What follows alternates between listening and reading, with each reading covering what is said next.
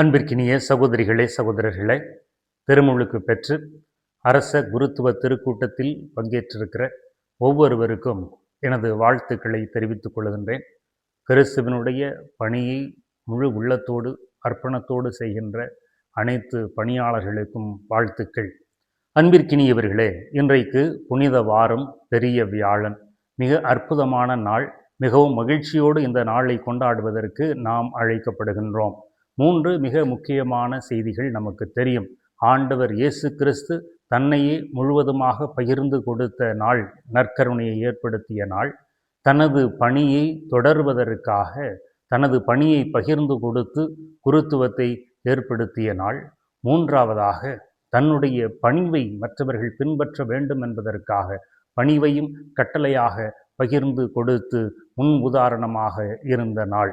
இந்த 3 மிக முக்கியமான செய்திகளையும் நமது வாழ்க்கையிலே பின்பற்றுவதற்கு அழைக்கப்படுகின்றோம். முதலாவதாக, ஆண்டவர் நமக்கு தனது பிரசன்னத்தை விட்டு செல்வதற்காக நற்கருணையின் வழியாக தனது உடலையும் இரத்தத்தையும் கொடுத்த மிக அற்புதமான நாள். அன்பிற்குரிய சகோதரிகளே சகோதரர்களே, இது மிகவும் நம் ஒவ்வொருவருக்குமாக கொடுக்கப்பட்டிருக்கிற அருள் கொடை என்று சொன்னால் மிகையாகாது. கிறிஸ்தவம் திரு அவை என்பது இந்த இயங்கிக் கொண்டிருக்கிற, வாழ்ந்து கொண்டிருக்கிற நம்முடைய ஆண்டவருடைய பிரசன்னத்தின் மீது கட்டப்பட்டிருக்கிறது என்கிற உண்மையை நாம் உணர்ந்து கொள்வதற்கு அழைக்கப்படுகின்றோம். கடவுள் நம்மை விட்டு வெகு தொலைவிலே இல்லை என்கிற ஒரு நம்பிக்கை செய்தியை, நமது வாழ்க்கையிலே எவ்வளவு பிரச்சனைகள் சவால்கள் வந்தாலும் கடவுள் நம்மோடு இருக்கிறார், நமது அருகிலே இருக்கிறார் என்கிற நம்பிக்கை செய்தியை மீண்டும் நமக்கு இந்த நாள் நினைவுறுத்துகிறது. ஏப்ரல் மாதம் 23ஆம் தேதி தமிழகத்திலே நாம் வாக்கு செலுத்த வேண்டிய நாள், தேர்தல் நாள். அந்த தேர்தல் என்பது, வாக்களிக்க வேண்டிய கடமை என்பது நமக்கு எதை சுட்டி காட்டுகிறது என்றால், நம்ம எவ்வளவு தூரம் இந்த மக்களாட்சி என்பது ஊழல் நிறைந்ததாக இருந்தாலும் கூட, பல சமயங்களிலே ஒழுங்காக நடைபெறாவிட்டாலும் கூட, இந்த மக்களாட்சியின் மீது நம்பிக்கை விதைக்கக்கூடிய ஒரு நாள் இந்த தேர்தல் நாள். பல சமயங்களில் நாம் சரியாக தமது பகுத்தறிவை முழுவதுமாக பயன்படுத்தி மக்கள் வாக்களிக்காவிட்டாலும் கூட, வாக்களிக்கவே செல்லாவிட்டாலும் கூட, இந்த தேர்தல் நாள் என்பது மக்களாட்சியின் இருக்கிற, அதன் மீது இருக்கிற நம்பிக்கையை, ஜனநாயகத்தின் மீது இருக்கிற நம்பிக்கையை நமக்கு அது கொடுக்கிற நாளாக இருக்கிறது அல்லவா? அதை போலத்தான் கடவுள் நம்மோடு இருக்கிறார், நம்மை கைவிட்டு விடுவதில்லை. நாம் எவ்வளவு தூரத்திற்கு அவரை விட்டு தொலைவில் போனாலும் அவர் நம்மோடு, நமது மத்தியில் இருக்கிறார் என்கிறதை நினைவுபடுத்தக்கூடிய ஒரு நாளாக இந்த பெரிய வியாழன் என்று இருக்கிறது. ஆண்டவர் இயேசு நற்கருணையை ஏற்படுத்தி அந்த நம்பிக்கை நம் ஒவ்வொருவர் மத்தியிலுமே விதைத்திருக்கிறார். நீங்கள் இதை புரிந்து கொள்வதற்கு தொடக்க நூலிற்கு நாம் செல்ல வேண்டும். தொடக்க நூல் நாம் வாசித்திருக்கிறோம். மிக அற்புதமான நிகழ்வுகளை கொண்ட அந்த முதல் 2-3 அதிகாரங்கள் நமக்கு மிக பெரும் ஒரு நம்பிக்கை செய்தியை சொல்கின்றன. அந்த புத்தகத்திலே நாம் வாசிக்கின்றோம், ஆதாம் ஏவாளும் ஆதி பெற்றோரும் எவ்வளவு அற்புதமான அந்த வனத்திலே, காட்டிலே அவர்கள் வாழ்ந்தார்கள், அந்த தோட்டத்திலே வாழ்ந்தார்கள் என்பதை நாம் புரிந்து கொள்ள முடியும். எல்லாம் அங்கே இருக்கிறது. பழங்கள் நிறைந்த மரங்கள் இருக்கின்றன, நீரோடைகள் இருக்கின்றன, ஒரு ஆறு 4ஆக பிரிந்து இருக்கிறது. எனவே மிகப்பெரிய ஒரு அற்புதமான தோட்டத்திலே அவர்கள் வாழ்ந்து கொண்டிருக்கிறார்கள். எல்லாவற்றிற்கும் மேலாக கடவுளுடைய பிரசன்னத்திலே அவர்கள் இருக்கிறார்கள். கடவுள் அவர்களோடு சேர்ந்து நடக்கிற பாக்கியத்தை பெற்றிருக்கிறார்கள். நாம் அனைவருமே கடவுளுடைய பிரசன்னத்தில் வாழ்வதற்காகத்தான் ஜெபித்துக் கொண்டிருக்கின்றோம். கடவுளை எப்படியாவது முகமுகமாய் தரிசிக்க முடியாதா என்று நாம் வேண்டிக் கொண்டிருக்கின்றோம். அப்படிப்பட்ட சூழலில் கடவுளே நேரடியாக நம்மை வந்து பார்த்து, உனக்கு என்ன வரம் வேண்டும் என்று அவர் கேட்கிறார் என்று வைத்துக் கொள்வோம். நீங்கள் என்ன சொல்லுவீர்கள்?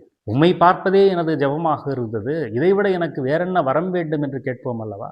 அப்போ கடவுளுடைய பிரசன்னம் என்பது, அவரை பார்ப்பது என்பதுதான் மனித வாழ்வினுடைய இலக்காக இருக்கிறது. அந்த சூழ்நிலையில அப்படிப்பட்ட ஒரு வாய்ப்பை பெற்றிருக்கிற அந்த முதல் பெற்றோர்கள் கடவுளுடைய பிரசன்னம் வேண்டாம் என்று விலகிச் செல்வதற்கு தயாராக இருக்கிறார்கள். கடவுள் அவர்களை அந்த தோட்டத்திலிருந்து விலக்கி விடுகிறார். மரங்களிலிருந்து, அந்த பழங்களிலிருந்து, அந்த தோட்டத்தினுடைய வனப்புகளிலிருந்து, அந்த ஆறுகளிலிருந்து அவர் விலக்கி விடவில்லை, தன்னுடைய பிரசன்னத்திலிருந்து அவர்களை விலக்கிவிட்டார். அப்போ மக்களை முற்றிலுமாக அவருடைய பிரசன்னத்திலிருந்து, என்னுடைய பிரசன்னம் உங்களுக்கு வேண்டாம் என்று சொல்லுகிற போது, எனது அருகிலே என்னோடு நீ வாழ்வதற்கு தகுதியற்றவனாக இருக்கிறாய் என்று அனுப்பி விடுகிறார். ஆனாலும் கூட கடவுள் தொடர்ந்து தனது பிரசன்னத்தை இந்த மக்கள் மத்தியிலே யார் உன்னுடைய பிரசன்னம் வேண்டாம் என்று ஒதுக்கி தள்ளினார்களோ அவர்கள் மத்தியிலே தேடி தேடி வந்து தனது பிரசன்னத்தை கொடுத்து கொண்டிருக்கிறார். நெருப்பு தூணின் வழியாகவும் மேக கூட்டத்தின் வழியாகவும் இறைவாக்கினர்கள் வழியாகவும் பல்வேறு விதங்களிலே தனது பிரசன்னத்தை மீண்டும் மீண்டும் மக்களுக்கு கொடுத்து கொண்டே இருக்கிறார்.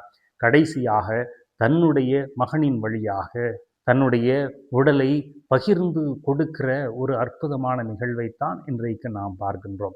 தொடக்க நூலிலே வேண்டாம் என்று விலக்கி அவர்களை அனுப்பிவிட்ட அந்த மக்களை தேடி வருகின்ற இறைவன், நான் உங்களது மத்தியிலே ஒரு இயற்கையின் வழியாக, ஒரு நெருப்பு தூணின் வழியாக, ஒரு மேகக்கூட்டத்தின் வழியாக அல்ல, நானே உங்கள் மத்தியிலே வாசம் செய்கிறேன் என்று சொல்லி தனது உடலையும் இரத்தத்தையும் கையளித்து இறுதி வரைக்கும் உங்களோடு இருப்பேன் என்று கொடுத்த வாக்குறுதியை நிறைவேற்றுகிறார். எவ்வளவு பெரிய பாக்கியம்! அப்போ இந்த நற்கருணை என்ன செய்கிறது? நம்மை கடவுளுக்கு மிக அருகில் அழைத்து வருகிறது. அவர் எங்கோ தொலைதூரத்தில் இல்லை, எனது மத்தியிலே, எனக்கு அருகிலே. ஏதோன் தோட்டத்திலே நடைபெற்ற அந்த விலக்குதல் என்பது முற்றிலுமாக இங்கே சேர்ந்து மிக அருகிலே வருவதற்கான வாய்ப்பை நமக்கு ஆண்டவர் கொடுத்திருக்கிறார். அதனால்தான் இதை நாம் மிகுந்த மகிழ்ச்சியோடும் நன்றியோடும் இந்த விழாவை கொண்டாடுவதற்கு கடமைப்பட்டிருக்கிறோம். நாம் கடவுளை விட்டு பிரிந்தாலும் கடவுள் நம்மை விட்டு ஒருபோதும் பிரிவதில்லை என்கிற நம்பிக்கை செய்தியை இந்த கருணையை ஏற்படுத்திய நாள் பெரிய வியாழன் நமக்கு சொல்லுகின்றது. எனவே நன்றி நிறைந்த உள்ளத்தோடு மகிழ்ச்சியோடு நாம் இறைவனுக்கு நன்றி செலுத்த கடமைப்பட்டிருக்கிறோம்.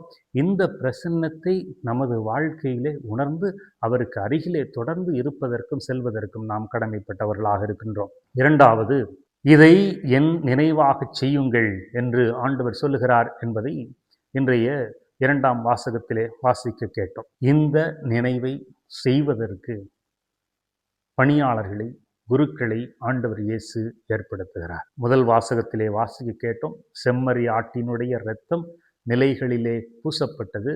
ஆனால் இந்த பணியாளர்கள் கிறிஸ்துவினுடைய உடலை தன் உடலாக கருதி அதை பகிர்ந்து கொள்வதற்கு, அந்த அருள் சாதனத்தை தொடர்ந்து மற்றவரோடு பகிர்ந்து இறைவனுடைய பிரசன்னத்தை கொண்டு சேர்ப்பதற்காக பணியாளர்களை ஏற்படுத்துகின்றார். பொது குருத்துவத்திலிருந்து இந்த பணியாளர்களை அவர் தேர்ந்தெடுக்கிறார் என்பதை நாம் உணர்ந்து கொண்டோம் என்று சொன்னால், ஆண்டவர் பகிர்ந்ததை பகிர்ந்து கொள்ளக்கூடிய அளவிற்கு இவர்களும் தங்களையே பலியாக்கக்கூடிய அர்ப்பண உள்ளத்தோடு வாழக்கூடிய பணியாளர்களாக இருக்க வேண்டும் என்பதற்காக இறை நம்பிக்கையாளர்கள் நீங்கள் ஜெபிக்க கடமைப்பட்டிருக்கிறீர்கள். எனவே நீங்கள் அவர்களுக்காக தொடர்ந்து ஜெபியுங்கள். அவர்களுடைய அருள் நலனுக்காக அவர்கள் தங்களை முழுவதுமாக ஈடுபடுத்தி கொள்ள வேண்டும் என்பதற்காக நீங்கள் அவர்களுக்காக திருப்பலி ஒப்பு கொடுங்கள். இது ஒன்றும் தவறில்லை. நம்முடைய கருத்துக்களுக்காக நாம் ஒப்பு கொடுக்கிறோம், அதே போல திருப்பலி ஒப்பு கொடுக்கிறோம். அதே போல அவர்களுடைய நலன்களுக்காகவும் திருப்பலி ஒப்பு கொடுக்கலாம். தன்னை பகிர்ந்து கொண்ட இறைவனை மீண்டும் நமக்கு தொடர்ந்து பகிர்ந்து கொடுக்கிற, பலியாக கொடுக்கிற பணியாளர்கள் இன்னும் அதிகமாக வேண்டும் என்பதற்காகவும் ஜெபியுங்கள். மூன்றாவதாக, மிக முக்கியமாக, தன்னையே முழுவதுமாக பலியாக கொடுத்த இறைவன் அந்த பலியை தொடர்ந்து நிகழ்த்துகிற, தன்னையே பலியாக்குகிற பணியாளர்களை உருவாக்கிய இறைவன், அந்த பணியாளர்கள், அவரது சீடர்கள் எப்படி பணிவுள்ளவர்களாக இருக்க வேண்டும் என்று தன்னுடைய வாழ்க்கையில் தானே முன் உதாரணமாக இருந்து அவர் மற்றவர்களுடைய பாதங்களை, தன்னுடைய சீடர்களுடைய பாதங்களை கழுவிய அந்த முன் உதாரண நிகழ்வு, அதன் அன்பு கட்டளையும் நமக்கு இருக்கிறது. இது மிக முக்கியமானது. தலைவராக இருக்க வேண்டும் என்று விரும்புகிறவன்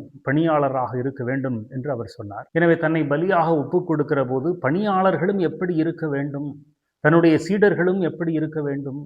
எனவே இது பணி குருத்துவத்திற்கு மட்டுமல்ல, பொது குருத்துவத்தில் இருக்கிற தனது சீடர்களும் எப்படி இருக்க வேண்டும் என்பதற்கான அன்பு கட்டளையை கடவுள் கொடுக்கிறார். இயேசு இறைவன் என்கிற நிலையிலே இல்லாமல் ஒரு அடிமையினுடைய கோலம் பூண்டவராக, தன்னுடைய சீடர்களை தூய்மைப்படுத்துகிற பணியை மேற்கொள்கிறவராக, தான் நிறைவேற்ற வந்த பணியை பணிவோடும் தாழ்ச்சியோடும் அன்போடும் செய்வதற்கு கடமைப்பட்டிருக்கிறோம் என்பதை அவர் வெளிப்படுத்துகின்றார். அன்பிற்கினியவர்களே, ஒரு குழந்தையை தூய்மைப்படுத்துவதற்கு தாய் முயல்வது போல ஒரு தலைவர் முயல வேண்டும் என்பதுதான் இது செய்தி. இயேசு கிறிஸ்துவனுடைய இந்த செயலை, இந்த பாதம் கழுவும் நிகழ்வை ஃபுல்டன் ஜேஷின் என்கிற பேராயர் பிலிப்பியருக்கு எழுதப்பட்ட மடலிலே நாம் வாசிக்கின்றோம் அல்லவா, அந்த பகுதியை ஒப்பிடுகின்றார். இறைவன் தன் நிலையை பிடித்து கொண்டிருக்க வேண்டியதொன்றாக கருதாமல் தன்னையே வெறுமையாக்கி அடிமையின் கோலம் பூண்டு என்று வாசிக்கின்றோம். அதை இந்த பாதம் கழுவும் சடங்கிற்கு அவர் ஒப்புமைப்படுத்துகின்றார். இயேசு கிறிஸ்து எழுந்து நின்று தனது மேலுடையை கழற்றி விட்டு இடைக்கச்சை ஒன்றை கட்டிக்கொண்டு ஒரு அடிமையைப் போல, தனது மேலாளர்களுடைய பாதங்களை கழுவுகிற அடிமையைப் போல இறைவன், ஆண்டவர், போதகர், தலைவர் தனது சீடர்களுடைய பாதங்களை கழுவுகிறார். எவ்வளவு பணிவு வேண்டும் என்பதை, இறைவன் எப்படி இந்த உலகத்திலே மனு உடல் ஏற்றார் என்பதை பிலிப்பியருக்கு எழுதப்பட்ட பகுதி நமக்கு வெளிப்படுத்துவதைப் போல அதை தனது செயலின் வழியாக வெளிப்படுத்துகிற ஒரு நிகழ்வை இன்றைக்கு நாம் வாசிக்க கேட்டோம். அன்பிற்கினியவர்களே, பேதுரு தூய்மைப்படுத்தல் பணி எனக்கு வேண்டாம் என்று சொல்லுகின்றார். ஆனால் ஒரு குழந்தை அழுதாலும் அதை தூய்மைப்படுத்துகிற பணியை ஒரு தாய் செய்வது போல இயேசு கிறிஸ்து இன்றைக்கு அந்த பணியை செய்கின்றார். அவரை பின்பற்றுகிறவர்கள், அவரது பணியாளர்கள், அவரது சீடர்கள் மற்றவர்களுடைய பாதங்களை கழுவி தூய்மைப்படுத்த வேண்டும், பணிவோடு இருக்க வேண்டும் என்று அவர் சொல்லுகின்றார். எனவே இதுதான் மூன்றாவது செய்தி. இதை கட்டளையாகவே கொடுக்கிறார். ஆண்டவரும் போதகரும் தலைவருமாகிய நான் உங்களது பாதங்களை கழுவினேன் என்றால் நீங்களும் ஒருவர் மற்றவருடைய பாதங்களை கழுவ கடமைப்பட்டிருக்கிறீர்கள் என்று சொல்லுகின்றார். எனவே இதுதான் நமக்கு கொடுக்கப்பட்டிருக்கிற அன்பின் கட்டளை. இந்த அன்பின் கட்டளையை நாம் செய்கின்ற போதுதான் நமது மத்தியிலே இறைவன் பிரசன்னமாகி இருக்கிறார். அந்த இறைவனுடைய அன்பை நாம் பகிர்ந்து கொள்கிறோம் என்பது தெளிவாகிறது. எப்படி நீங்கள் தேர்தல் நாளிலே சென்று வாக்களித்தால்தான் நீங்கள் இந்த மக்களாட்சியின் மீது நம்பிக்கை கொண்டிருக்கிறீர்கள் என்பதை உறுதிப்படுத்துவீர்களோ, அதே போல ஆண்டவர் இயேசு எனது மத்தியிலே வாழ்கிறார், எனது மத்தியிலே பிரசன்னமாகி இருக்கிறார் என்பதை நாம் எப்படி தெளிவுபடுத்துகிறோம் என்று சொன்னால், இந்த அன்பு கட்டளையை பின்பற்றுகிற போதுதான் நாம் அந்த பிரசன்னத்தின் மீது, அந்த ஆண்டவரின் மீது நம்பிக்கை கொண்டிருக்கிறோம் என்பதை தெரியப்படுத்த முடியும். இல்லை என்றால் வெறுமனே ஆண்டவர் இயேசு நற்கருணையிலே பிரசன்னமாகி இருக்கிறார் என்பதை சொல்லுகிறவர்களாகத்தான் இருப்போமே தவிர அதை அவருடைய நினைவாக செய்கிறவர்களாக நாம் இருக்க மாட்டோம் என்பதை நாம் உணர்ந்து கொள்ள வேண்டும். எனவே அன்பிற்கினியவர்களே, இந்த அருமையான நாளில் இந்த விழா கொடுக்கிற 3 முக்கியமான செய்திகளை நமது உள்ளத்தில் இருத்துவோம். ஆண்டவருடைய பிரசன்னத்திற்காக நன்றி செலுத்துவோம். அந்த நம்பிக்கை ஊட்டியதற்காக, நம்மோடு வாழ்வதற்காக நன்றி செலுத்துவோம். தொடர்ந்து இந்த பலியை மற்றவரோடு பகிர்ந்து கொள்வதற்கு பணியாளர்களை கொடுத்ததற்காக நாம் நன்றி செலுத்துவோம். அந்த பணியாளர்கள் பலி கொடுக்கக்கூடிய, தன்னையே பலியாக்கக்கூடிய பணியாளர்களாக இருக்க வேண்டும் என்பதற்காக ஜெபிப்போம். இறை நம்பிக்கையாளர்கள், சீடர்கள் ஒவ்வொருவருமே தங்களுடைய வாழ்விடத்தில் இருக்கிற குழுமத்தில், குடும்பங்களில் பணிவோடு பணி புரியக்கூடியவர்களாக, அன்பு கட்டளையை பின்பற்றக்கூடியவர்களாக வாழ வேண்டும் என்றும், அதன் வழியாய் கிறிஸ்துவின் பிரசன்னத்தை உலகிற்கு பறைசாற்ற வேண்டும் என்றும் தொடர்ந்து மன்றாடுவோம்.